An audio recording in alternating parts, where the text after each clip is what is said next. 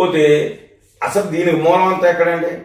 ఎక్కడో హైదరాబాద్లో గండిపేటలో అక్కడ భూమిని కొనుగోలు చేసి అక్కడ ఉన్నటువంటి ప్రభుత్వ భూమిని ఫేక్ జీవోల ద్వారా సృష్టించి మీరు కొనుగోలు చేశారే, మీరు అమ్మకానికి ప్రయత్నించినప్పుడు అక్కడ ఉన్నటువంటి ప్రభుత్వ అధికారులు ఇది మా ప్రభుత్వ భూమి, మీరు ఏ విధంగా చేస్తారని మీ మీద కేసు పెట్టిన తరిమిలా మీరు 14 రోజులు అక్కడ చెంచలగూడ జైల్లో వచ్చిన తర్వాత ఇదంతా జరుగుతూ ఉంది. ఇప్పుడు నేను ఒకటే సూటి ప్రశ్న, ఫేక్ జీవోలో ఉన్నటువంటి కామన నాగేశ్వరరావు మీకు బంధువా కాదా? ఆ కామన నాగేశ్వరరావు స్పష్టంగా చెబుతున్నాను, నీ మనవరాలి భర్త అని నేను చెప్తున్నా. అదేవిధంగా కామన నాగేశ్వరరావు గత 6 సంవత్సరాల నుంచి నీ వల్లభ డైరీలో అక్కడ బిజినెస్ మేనేజర్ గా పనిచేస్తున్నారని మేము చెప్తా ఉన్నాం. అది అవునా కాదా చెప్పండి. ఫేక్ జీవో కామన్ నాగేశ్వరరావు పేరుంది, పోతేనేమో వల్లభ సంబంధించిన ఉద్యోగతం, ఇటు చూసినట్టయితే మీ డబ్బులేమో బోలా రమేష్ పేరుకి కొట్టారు, ఇటు బోలా రమేష్, ఇటు బోలా బ్రహ్మనాయుడు, ఇటు కామన్ నాగేశ్వరరావు. ఏంటండి ఇది?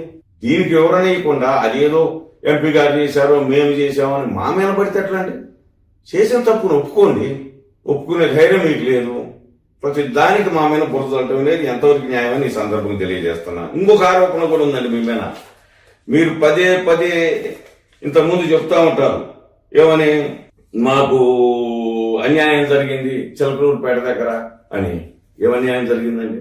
గౌతమ బుద్ధ అనే ఒక ప్రాజెక్ట్ ని మీరు తయారు చేసి అందులో డైరెక్టర్లుగా ఒక డైమండ్ బాబు అనే ఒక దళిత సోదరుని డైరెక్టర్ గా చేర్చి, ఇంకొక మాజీ శాసనసభ్యుని అందులో డైరెక్టర్ చేసి మీరు 3 డైరెక్టర్లుగా ఉండి నీతో సహా గౌతమ బుద్ధ ప్రాజెక్ట్ ని 100 ఎకరాలు 10 ఎకరం ₹1,00,000 వంతున 10 కోట్ల రూపాయలకు మీరు కొనుగోలు చేసి దానికి సంబంధించిన సబ్సిడీ కోసం కేంద్ర ప్రభుత్వానికి లేఖ రాసి ఆ సబ్సిడీ శాంక్షన్ అయిన తర్వాత మీరు అమ్మిందే వ్యక్తులు ఎవరండి? 40 కోట్ల రూపాయలకు మీరు అమ్ముకున్నారు. ట్రైన్ ఒక్కపుడేవులు కావచ్చు, లేకపోతే ఆయన నిర్మా శక్తివేలు ఉన్నారు వారు కావచ్చు. ఈ ఆధారాలతో కూడినటువంటి అడ్డగోలుగా కాదు, మీరు అమ్మినటువంటి రిజిస్ట్రేషన్ డాక్యుమెంట్లు కూడా ఉన్నాయి. మీరు కొంతమంది వయస్సులకు వ్యాపారస్తులకి ఆ భూమిని అమ్ముకొని 40 కోట్ల రూపాయలకు మీరు అమ్ముకొని పదే నేను నష్టపోయాను, నన్ను ప్రభుత్వం నష్టపెట్టిందంటారండి. ఎక్కడ నష్టపోయిందండి? మీరు ఆ దళిత సోదరుడు ఈ రోజు ఏమన్నారు? మోసపూరితంగా అతని డైరెక్టర్ గా తొలగించారు, మోసపూరితంగా ఇంకొక వ్యక్తిని తొలగించారు. మొత్తం మీరు ఈ రోజు చేశారు. దీనికి సంబంధించి కూడా డైమండ్ బాబు అనే గుంటూరు మాజీ నగర మేయర్ రెడీగా ఉన్నారు మీరు చేసినటువంటి దుర్మార్గాన్ని చెప్పడానికి. ఇది కాదని అతను చేత చెప్పించాను. నేను సూటిగా ప్రశ్న వేస్తున్నా. గౌతమ బుద్ధ ప్రాజెక్ట్ లో వజ్రబాబు మాజీ డిప్యూటీ మేయర్ మీరు డైరెక్టర్ గా పెట్టారా లేదా? అతన్ని మోసపూరితంగా మీరు తొలగించారా లేదా? లాభాలు వచ్చిన తర్వాత అతనికి తెలియకుండా 2 డైరెక్టర్లు తొలగించి మొత్తం కూడా మీరు అమ్ముకొని అందులో దరిదాపు 30 కోట్ల రూపాయల లాభాన్ని మీరు గడించి ఈ రోజున పుల్లారావు గారి మీదనో లేకపోతే తెలుగుదేశం ప్రభుత్వం మీద అన్యాయంగా అభండాలు అయిపోయిందండి. దీనికి సమాధానం చెప్పండి. Gautama Buddha project textile park clear గా చెప్తున్నా, దీని గురించి మాట్లాడండి. ఇంక ఇన్ని ఆరోపణలండి. చూసినట్లయితే ఇంకా వీసీ నరసింహారెడ్డి గారి భూముల గురించి అందరికీ తెలుసు. అదేవిధంగా అమరా కాలేజ్ యాక్షన్ గురించి అందరికీ తెలుసు. అసలు ఆక్స్ఫోర్డ్ స్కూల్ ఏ విధంగా వచ్చిందని మీకు పిడుగురాళ్ళు. మీరు ఎన్ని వ్యాపారాలండి? ఒక పక్క పాల వ్యాపారం అంటారు, ఒక పక్క ఫీడ్ వ్యాపారం అంటారు, ఒక పక్క రియల్ ఎస్టేట్ అంటారు, ఇంకొక పక్క తాకట్టు వ్యాపారం. ఎన్నికల సమయంలో ఎవరైనా నిలబడితే వారికి అధిక వడ్డీకి తాకట్టు పెట్టుకోవటం, ఆ ఎన్నికలు అయిపోయిన తర్వాత ఆ ఆస్తులను ఆక్రమించుకోవటం. ఏ విధంగా వచ్చిందండి మీకు ఆక్స్ఫోర్డ్ స్కూల్? ఇది అందరికీ తెలుసు. మరి ఆక్స్ఫోర్డ్ స్కూల్లో ఈ రోజున మీరు ఎంతమంది పేద విద్యార్థులకు స్కాలర్షిప్లు ఇస్తున్నారండి? తిరుమల కాలేజీలో ఎంతమంది పేద విద్యార్థులకు మీరు స్కాలర్షిప్లు ఇస్తున్నారు? ఇవన్నీ తెలుసండి ప్రజలకి.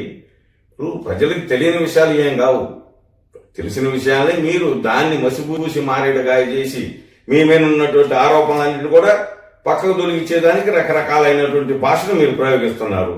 సరే పదే ఇప్పుడు నా మీద అనేక ఆరోపణలు చేస్తున్నారు. నేను ఒకటే చెప్తున్నా, ఈ నియోజకవర్గంలో 40 చెరువులు ఉన్నాయి, చేపలకు సంబంధించిన వ్యాపారాలు చేసేటటువంటి 16 సొసైటీలు ఉన్నాయి.